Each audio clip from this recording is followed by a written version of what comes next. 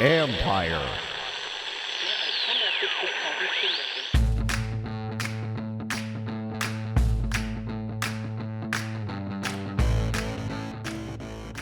Hello and welcome to my podcast, sponsored by Lono Coffee. Visit lonocoffee.com. Use promo code COFFEE2020 for a discount. You know you need more for the holidays. Today, I chat with Washington team president Jason Wright. I spoke to him a few weeks ago about the culture, what he does with Ron Rivera, the team name, and other topics. I know a couple things have kind of popped up since then, but I still wanted to play this because I think it was a good chat with Jason Wright. He was gracious with his time, and I think you'll enjoy it. In case you missed it, I had a podcast out Tuesday previewing the Washington-Dallas game while also sharing a few nuggets of information you need to know, like on why the defense is struggling to stop the run. It's not just the linebackers, folks. Don't forget, you can read my work on ESPN.com. And now, here's my conversation with Washington team president Jason Wright.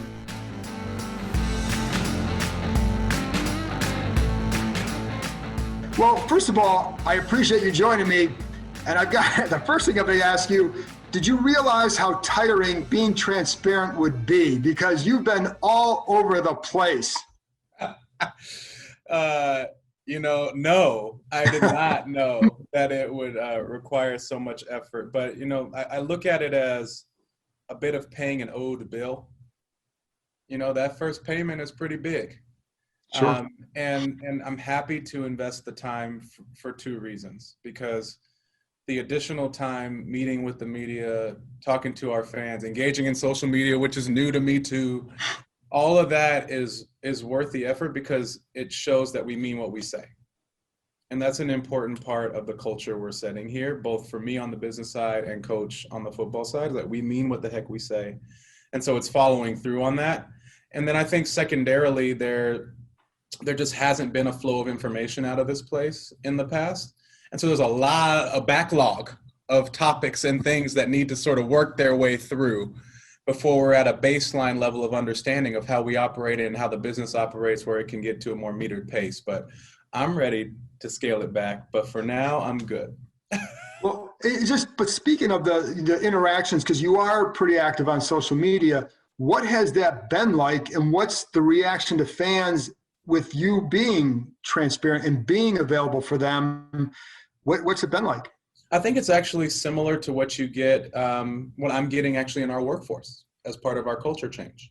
It's a combination of a lot of enthusiasm and encouragement to continue, lots of thank yous for operating in a different way, and then also a lot of raw emotion.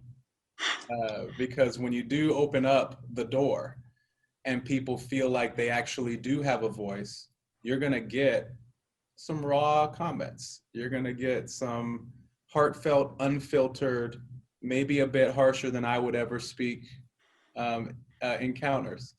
And that also happens within our workforce, because our workforce now believes that we are establishing a culture where they can be safe and they can bring forward ideas and they can bring forward complaints and things like that, and something will happen associated with it. And so we get more than our fair share of things that are a bit raw and emotional. So I actually see the two things in parallel, and it's all good. It's all good. So like, in other words, 2-point conversions and things like that. That's my favorite. And, I'm not afraid to use a little snark either, right? Like I appreciate that. Like with all the comments on the football side, which I don't, have any say in, eventually I'll come back with a little sarcasm here and there, but, I'm just like the rest of y'all when it comes to those things. But I do believe, and I do have maybe a different perspective as a former player, that we're not even halfway through a season of a brand new coach. It's real hard to jump on every decision. I know the temptation to jump on every decision as direction setting or indicative of where the franchise is going. But, oh man, so much is idiosyncratic in that first year. I've seen this before. And if you could see what's happening in the background, the solidity, the stability, the direction, that coach is providing, y'all would feel really good about it. But and I want to get into some of the main topics there, but a lot of people have been talking about, but I do want to follow along that path because as a former player, and the first time I talked to you, I asked you about how that background with it, but as a former player now being in this role, how do you think it helps you to not just, because clearly you're there for the business side, but you also want an understanding of what's going on over here. How has that helped you to see what's going on the football side? Yeah, I think one of the things that it's helped me with on the business and, and how it supports the football side is, number one, I know how to get out of the way. The football season is intense. Players need to be focused. Coaches need to be focused. There's a way that the business is additive and supportive of elevating the things that the football side wants to do. And there's a way that we can be distracting and in the way by drawing on too much time, by presenting distractions. And I think I know the balance there, and I've made it my commitment to coach to hold that balance. I think the second thing is when Coach and I are talking about having one culture across the organization, when we think of values like transparency or trustworthiness or things like that, things that we're talking about creating that, would be on the walls and established across the entire organization, I understand the translation of those over to the football side. I understand what the manifestation of those are for a player and for a team because I've lived it. And so that helps with our conversations. I can play a bit of translator from, business values to team values and vice versa. I think that helps as well. And then, I think the last thing is, as a player, at least for me, the type of player I was, you get a bit non-emotional about the game. And when you're in the game, in the moment, of course you're emotional and you're heated and you're playing. But when you take a step back, it comes back to probabilities, execution of assignments, where you put your feet and your hands and film. And it's actually a very mathematic thing when you're a player and you study film. And so for me now, as an executive and as a fan, it helps me to have the right emotional distance from the day-to-day outcomes, to be able to see the bigger picture, to understand that a game is determined on a few different things falling one way or another, and to feel good and in a positive place. It helps a ton. And then obviously you're also there, you're tasked, as we've talked before, and a lot of people made about changing the culture. You don't change it overnight, and it can take a little while, maybe longer than a team name. Yeah. but it can take a while. So what are the steps that you've been taking so far to start that process? Yeah, it's a great question. There's a few things that you can do right out of the gate. And do they take time to really feel the full effect? Yes. But we've put in what I would consider a great set of HR processes and policies that just weren't at a robust enough level before. A small example I can give without getting into all the privacy concerns is something on parental leave, which affects all of our colleagues, but especially our women colleagues who historically have not been as strongly supported as they should have been in this enterprise. And we went from something that was, I would call paltry, to league leading. And it was a simple decision. When we looked at our workforce, looked at what it would mean for them, looked at what it would mean communicate in terms of the value that we're now bringing to a set of colleagues, it was a no-brainer. Other things like that around benefits, having a whistleblower hotline where you can anonymously say, hey, XYZ is not right, and I need it to be addressed. We've built that in, that exists. We've given all of these channels by which people can really, feel safe and productive. So there's a base level of things we do there. But the other thing we're doing is much like we're doing with the fans and the media is we're openly communicating. Every Friday I have what I call an Ask Me Anything, where the entire workforce can come on, they can ask anonymous questions, they can put their names behind it, and we answer everything. If we don't know the answer right away, we'll push it to the next week. But it's about being open and transparent. I've probably sent more company-wide emails than I ever expected to send because we're communicating when things are coming down, when we're making organizational changes. And then the last thing is I'm really looking at our organizational health overall and doing a pretty rigorous assessment of where we are. What kind of environment are we creating for colleagues in each part of our business? How well are our leaders leading? And where we need new functions and new leaders, we're bringing them in, like Julie Jensen, our new EVP or SVP for external communications and external engagement and communications, and others like that. We'll announce our chief people officer soon. those bringing in new leaders with fresh ideas and a track record of treating people well is going to move things really quickly as well. Was it worse or tougher than you imagined to start that whole process? Good question. No, it wasn't tougher. It wasn't tougher, mainly because our workforce was eager for change. This is a place that was hungry for change, albeit skeptical, and they probably still are, and rightly so. You know, there've been a few runs. There've been a few runs at the goal line here, but I do think that despite that hesitation to put their hope in, again, people have put their hope in within this organization, and I think we're making good on it, and we'll continue to. Have you been in contact with the NFL over their investigation of the whole? And I know you weren't here for all that, but now you're tasked to be in charge. Have you been in contact with them? No, it is truly an independent investigation. The only thing I get from the NFL or the investigators is a request to talk to somebody, and then I try to pull down all the barriers and make it happen. It's all about just being compliant. I am eager though for the report because I'm not afraid of it, you know, and maybe that's easy for me to say because I wasn't here, right? But I think it's a net benefit to us as an organization. You can't fix what you won't face. And I think we are getting a good insight into all the gaps we need to fill, the leadership changes and things like that we need to make. But I'm sure we have blind spots in what I and my team can find. And so I'm eager to fill in those gaps with this investigation.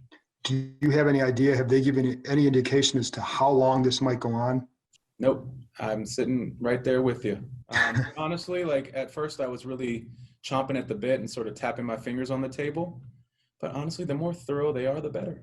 Yeah, I mean, that's how, because that's only better for you guys in the long run. Whatever, get out whatever. Later. Yeah, I don't want stuff popping up later. I want to know it all. Right.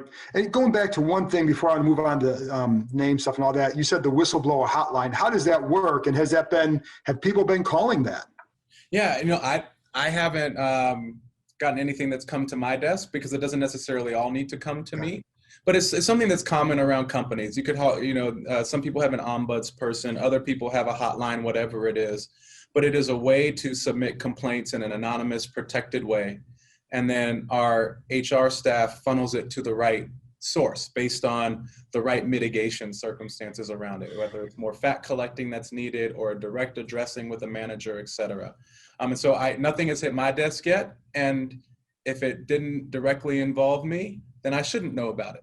And hopefully it's getting handled in the right ways, preserving anonymity, because these personnel things are very sensitive. And so it should be a need to know basis. It sounds like, because I know in talking to people who had worked there in the past, what they always wanted was a voice. Mm-hmm. That's what this sounds like you're trying to provide. Absolutely. This is one way. And I think there are other, beyond just the blocking and tackling of HR, there are other ways to provide that voice. And as we think about bringing in new talent or elevating the existing talent that we have, it should be giving diverse perspectives outside say on our biggest business decisions, right? So our new identity, the establishment of a new brand and name and all of that, there should be a diverse set of folks within this organization having input on that, not a small cast of characters. And it should be inclusive of our entire fan base and alumni and other stakeholders. And, there are ways that we make sure that people in this organization have a voice, not only for their individual experience, but also for the big business decisions that are going to shape this franchise for a generation. You are tasked to do this on the business side, Ron Rivera on the football side. How do you guys work together with this? Yeah, we're in pretty close contact. We meet at least once a week. I just had my weekly with him today where we talk about the things we need from one another. Like I said, we're jointly creating our values and mission together because we do think it should cut across the entire organization. And we also just test big decisions with one another, even if it's slightly outside of our lane. Just like, hey, here's how I'm thinking through something. Or would you, because he's a great leader. He's a great leader. What people don't realize is head coaches are chief executives in their own right. And they've made some of the more complex under pressure decisions.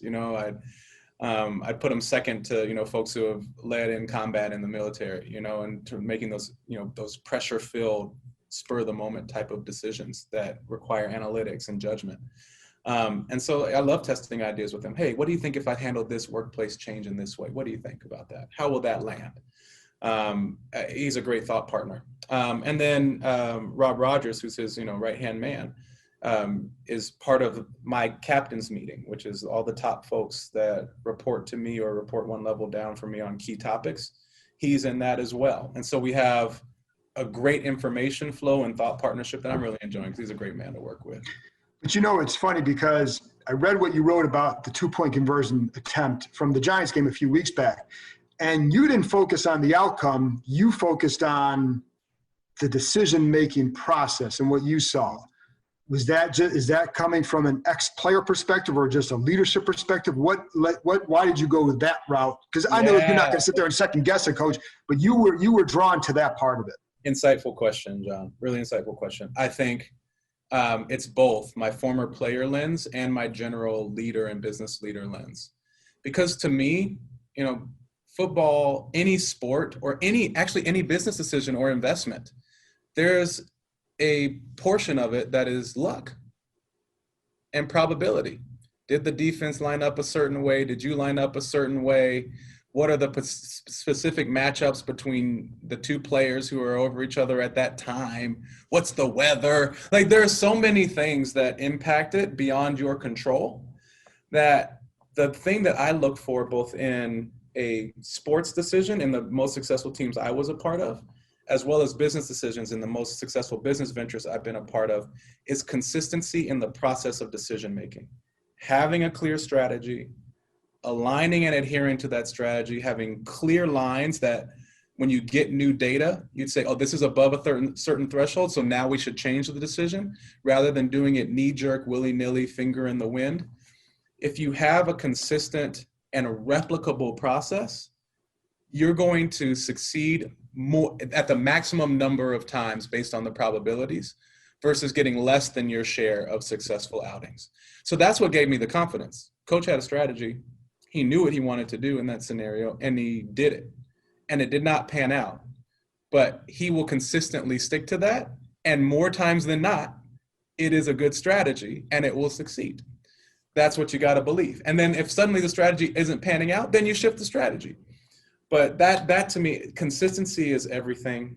That stability is everything. And I find that in the franchises I was a part of in sports that were the most, I'd say, blown with the wind, like a reed, blown in the wind rather than a solid rock, those are the ones that struggled the most. When you meet with them, how long do you guys talk? Somewhere between an hour and an hour and a half, and with some follow-up over the course of the rest of the week. Not a long time, but enough. Enough to have that cross-representation that any place needs. Yeah, that's right. So let's get to the team name, because nobody's asked you about that lately. No one cares about this at all. I'm shocked that there's so little interest in it. Yeah, but so you've obviously said recently a few times that you're looking at, you may not even know it until middle of 2021, and even then you may not be ready to announce it because there's so much to do. Where are you at in the process right now, though, as far as like focus groups, market research? What are you doing right now with that?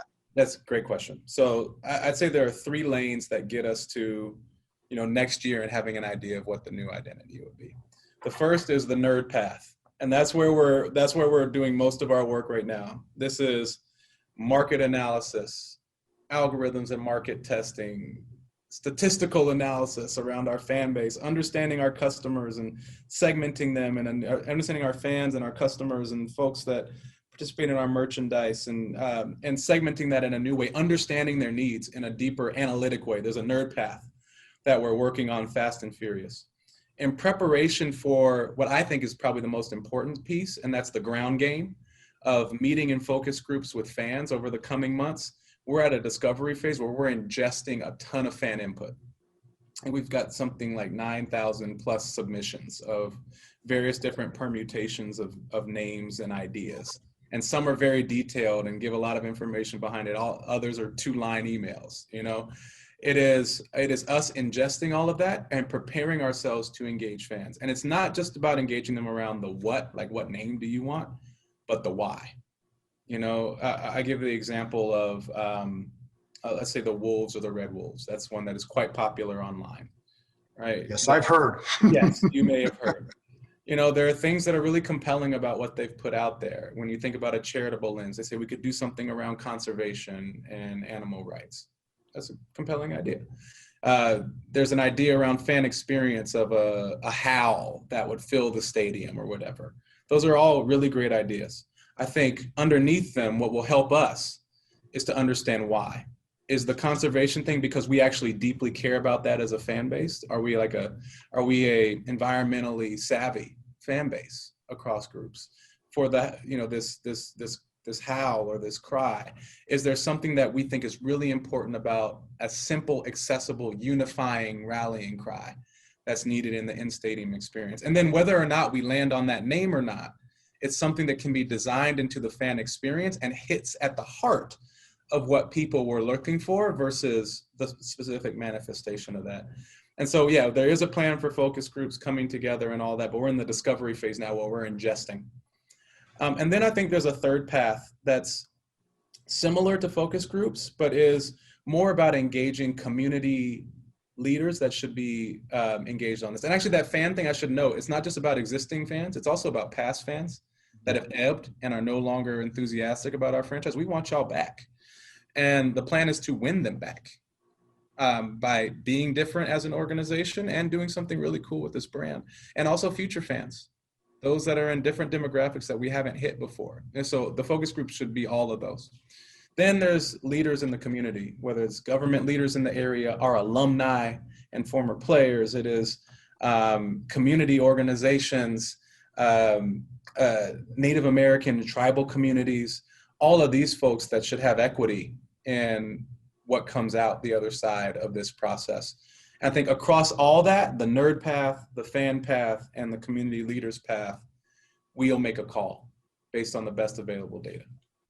With Native American tribal leaders, why is it important to keep them as part of this process? Number one, they're a big part of our fan base, first of all. So yes, they are. And I don't mean any disrespect by asking it that way, but it is, you know, I do want, I wanted. No, I understood the heart of your question. They're part of the Washington football family, first and foremost. I think secondarily, we'd have to put some blinders on to recognize that the entire identity to date has not been entangled with Native American identity in a way that we should listen to them when we're thinking about what comes next. Right. And this is not a monolithic community either, is what I've learned. Right. This is classic. Right. Like you would think I would know as a Black man and knowing the diverse perspectives that exist across Black America.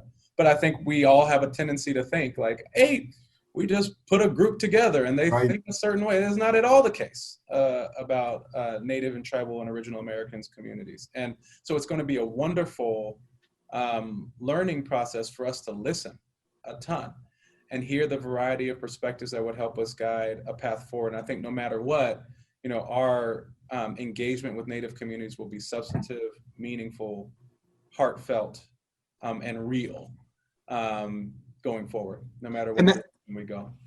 And what about like the colors, the band? What are you hearing there? Good Do you question. anticipate all those being part of this? Good question. No, I don't think I can say I can't say this definitively, but it'll take a lot for us to change the burgundy and gold. I mean that you could put that one in pen. I don't see us moving off of that at any point. And that's not actually something that's actively being considered. I'll revise that if that happened, but I don't see that happening, my friend. I did not see that happening, my friend. And then I think for the rest of the stuff around the fan experience, the band and what the game day experience would be, that is more of a blank slate. But I think an important piece is we're going to need to tie in all these aspects of our history. Right. And I think the most natural way to do that is through alumni. And we're already starting to revamp our alumni program under the leadership of Doug Williams and Julie Jensen, who we brought in. And there's a broader set of conversations around the band and traditions and how they evolve into the new identity. Because I think we will be very slow to jettison anything because we're not an expansion franchise. This is the Washington football team that's been here since 1932. And that is part of what anchors us as a substantial franchise in the NFL. and we don't want to lose that. So we'll be very slow to jettison things, but we definitely need to reimagine how everything fits together again in a future state. Is there any chance that football team becomes the permanent name? It's definitely in the running, right? I don't think anything is off the table. Okay. I think at this stage, yeah, we're wide open, and there are a lot of people that are excited about it. Just there are a lot of people that are excited about other things, and in particular, this one, people are excited about the idea of a club that that its identity is solely rooted in the area it represents. And maybe it's football team, maybe it's football club. There are various permutations that people like, but there's some real compelling reasons. Again, we need to get underneath the why. We need to get underneath and understand the why, so that no matter what direction we go, we can try to pull on the heartstrings of what really matters to folks. And this is all why it's going to take a long time. That's right. And also, we're going to move quickly. Like I've tried to give a calibration, the Seattle Kraken, the new NHL team, the 4-year process to develop their name. And I think they have a dope name, by the way. I think Kraken is an amazing. It's very unique. It's an amazing name. Yeah. I think it's so freaking cool. The Rams went through a 2-year process just for their logo. We're going to move a lot faster than that because we know we have to. So we're going to move a lot faster than that. But even if we're at a point where we have a new identity sort of ready in the background after all this research by the middle of next year or prior to next season starting, it's not something we can immediately roll out. There's a bunch of wonky stuff around trademarking and all that.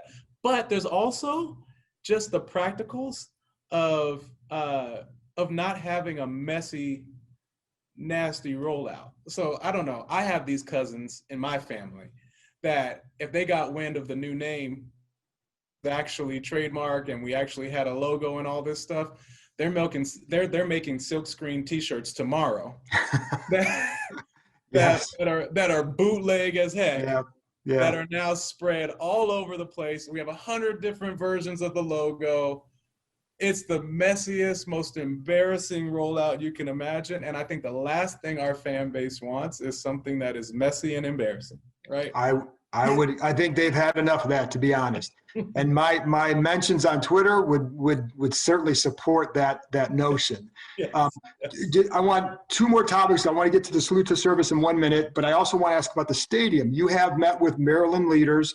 Have you met with DC and Virginia leaders about the stadium? Yeah, I've met with community leaders across the entire area. And it's not just about the stadium. It's actually just understanding the economic development and strategic goals for the region. Because Dan, Tanya, and I, first and foremost, see the stadium as an economic development effort. Yes, it's going to make us money, and yes, it's going to be great for the franchise. Yeah, it will do all those things. But I think the thing we're most excited about is being the stewards of a multi-billion-dollar investment in this area, that if we do it well, and one of the ways we want to do it well is to do it in an equitable way, where the capital is flowing to women-owned, veteran-owned, minority-owned businesses that are often overlooked in mega projects like this, where the stadium itself meets some of the aims of the community. What if we had a magnet school built into the stadium space to provide educational opportunities for kids from the area? What if we had set aside space for local entrepreneurs, flexible workspace in and around the stadium? Like, there's a lot of ways that this can be done in a dynamic, community-oriented way that I think fits with the DMV area. If we are stewards of that and we do it in an equitable way, we know that it is a rising tide that is going to raise all economic boats. My own research from my previous company says that if you're able to close the racial wealth gap, it's worth 6% of GDP for the entire U.S. economy. We should do our part for that in the DC, Maryland, Virginia area with this effort. And so it's more about hearing the vision for the economic development strategy of the region, meeting these folks as individuals, reintroducing ourselves and saying, hi, here's who we are now, and also sharing a bit of our vision behind the project way before we're talking anything substantive that you and the fans would care about around stadium. And that's what I was going to ask you too, because it almost sounds like you need to rebuild relationships within this area before you can start down that path. That's right. It's never good to walk in and say, hey, my name is Jason, and man, do I have a deal for you. That's not a good strategy. But did you feel that the relationships had to be repaired in this area? Well, I think repaired is a strong word. I would say we need to reintroduce, because we have new leadership. We have new leadership. These are completely new faces. It's not like I'm walking into these meetings with folks they've seen before. My advisors are different. My chief of staff is different. Like all these folks are different. You know, Julie Jensen is new, and she's a big part of these conversations. Like it's new. So at minimum, it's a blank slate and a real need to reintroduce and build trust, because you don't just trust people off a rip. And it does sound like, I think sometimes coming with fresh voices, fresh eyes can reinvigorate a project as well. I think that's right. And when would you, I know what you're trying to do with that, and I'm going to try and see if I can get a timeline for it, because it is coming up, and 7 years sounds like a long time, but it's really not in this whole process. So what is your desire to get, like, you know, wherever it is, what's the timeline for this? Yeah, I've got one in the back of my head, but I am not going to put it out there. I can't see it. Can you say it? Exactly. I have learned my lesson. There is a limit to my transparency. I'll put the brakes on it. I have one working in the back of my head. I'll say this. I know we need to move as quickly as possible, because you are 100% correct that 7 years is not a long time. It's not a long time for a project of this complexity, this size, and especially the way we want to do it, in a unique and special way where we will have to push everyone working with us to align with our values on this. But Dan, Tanya, and I are prepared to do that. When I can, I'll let you know. Is there also deeper issues, just because there's so much government stuff in this area, as far as like who owns what land and what you can do on what land, and certain areas in Maryland might be federal land, and this, you know, how much does that add to the complexity of this situation? You know, it's interesting. I think there are things about this that add a ton of complexity, and you've hit on some of them. There are other things that actually reduce the complexity a bit in this area. I think it's probably a wash compared to what other teams have had to go through. So okay. I don't know that the dive we're trying to do is a high degree of difficulty or not. It's just different. And then before I move off, I'm going to get to the salute to service. One more thing on the name.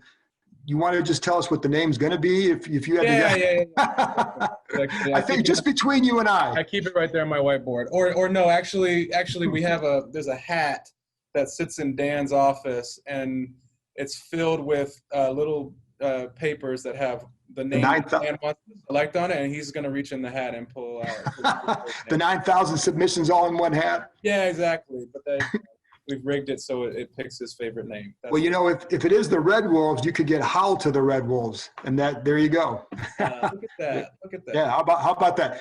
Last thing, salute to service. I know it's important to you. Mm-hmm. Fill us in as to what's going on there. Yeah, so November is our Salute to Service month. A really important one to me personally, and I'll talk about why, but it's a place where we're trying to create a space, just like we have thematic months for other things, to focus on, have conversations about the support for those in uniform, to celebrate them, to express that those that defend our nation through inspiring acts of courage and sacrifice and commitment are people that we esteem. And will continue to esteem as long as any of us are here in this organization, as long as Dan and Tanya are leading, and certainly as long as I'm here leading as well. And so we'll have a set of events. You know, last week, Doug Williams and I held a virtual event that I'm still buzzing from. We called it Connecting Generations. And we did it in partnership with Friends of the World War II Memorial. And we did it with General Charles McGee, who was a Tuskegee Airman. So one of the Black senior leaders in the military during that time. And it was inspiring to me, given all the confluences of various social things that are happening in our world today, that he was very much a man that was about elevating race and justice and civil rights, and held that in beautiful tension with still a deep love for his country at the same time, and a willingness to put his very life on the line at the same time, realizing that that country didn't fully reciprocate in the same way, yet he loved it still. And I think there's an inspiring example, if we call to these folks from the past, that have galvanized me in this moment and made me realize what I lack in strength, endurance, in sense of purpose compared to folks from that generation. And I had the personal experience, my wife's grandfather, who recently passed away a few years ago, passed away, was from the same era, Korean War, Vietnam War vet in the Air Force, and was a Black man entrusted with the map as to where our prime targets were during the Korean War. So he was an early special forces guy in the Air Force. But then when he went back to base in Japan, wasn't actually allowed to sit in the same parts of the base with his fellow airmen. And in his words, was treated better by the people of Japan than he was on base, yet still loved his country and put his life on the line. There are inspiring stories that we want to elevate in this moment that we think can be unifying. And we're excited to do that in partnership with USAA, who obviously is unmatched in their support of our veterans, both through their business model and their philanthropic efforts. So our game against the Giants this week will be our salute to service game. We'll do some stuff before kickoff with a military challenge coin. We will honor military and recognize them throughout the game. We'll have personal connections of players and coach to the military. This is a big one for Coach Rivera and Stephanie Rivera. This is a huge one for them as well. So there's a set of things that will be a comprehensive package. And I would actually look at this if I'm a fan or the media. We're going to do some good stuff this month, as we always have.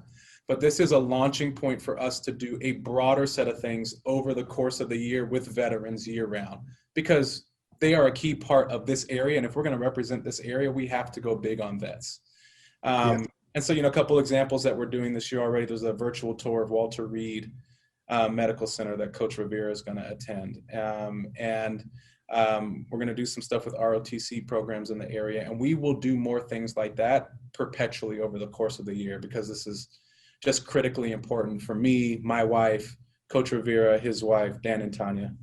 That's really good stuff. And the Tuskegee Airmen fascinate me. And, I think it's an interesting story that when you read about it, especially, and to have met somebody from that would be really, really awesome. Remarkable. Yeah, I had a friend of mine, her dad died in March, but he was one of the liberators of Dachau. And just to talk to people from that generation, it's such a gift to have that. And somebody who is such a part of a small group like that and what they went through, it's just remarkable. So that's really cool.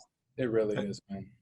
Jason, listen, I appreciate your time, and you're sticking to your word of being transparent. And from this end, it's definitely appreciated. And I know fans appreciate that as well. Thank you very much. My pleasure, John. My pleasure, man. Hey everybody, it's Elaine Welteroth, and I'm hosting a new podcast called Built to Last by American Express, where we will dive deep into the stories, history, and continued legacy of small businesses that shape American culture. Our debut season will focus on Black-owned small businesses that need our support now more than ever. In each episode, we feature the story of a Black business trailblazer that has inspired a modern Black-owned business. First up is Pinky Cole of Atlanta's food truck turned restaurant, Slutty Vegan. We'll also chat with Hanifa Mwemba, the cutting-edge designer behind the Hanifa 3D digital fashion show. Plus, we'll check in with Issa Rae, our modern-day Renaissance woman. We hope that it encourages all of our listeners to support these businesses as well as the Black-owned businesses in your own communities. Tune in for these amazing stories and others on Spotify, Apple, YouTube, or wherever you get your favorite podcasts.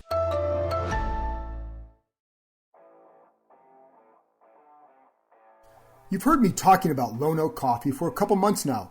Let me tell you a little bit about who they are and what they're about. Lone Oak Coffee is based in the Shenandoah Valley, just a nice bunch of people who are open for business during this trying time. Just look at their website, loneoakcoffee.com, and what do they highlight? Their core values of quality, family, transparency. They work with co-op farmers from all over the world to source their beans. They also support small farmers to find the right beans. During this pandemic, one of my saving graces has been grinding my beans from Lone Oak Coffee and taking a few minutes before the day to savor the coffee, get my mind right.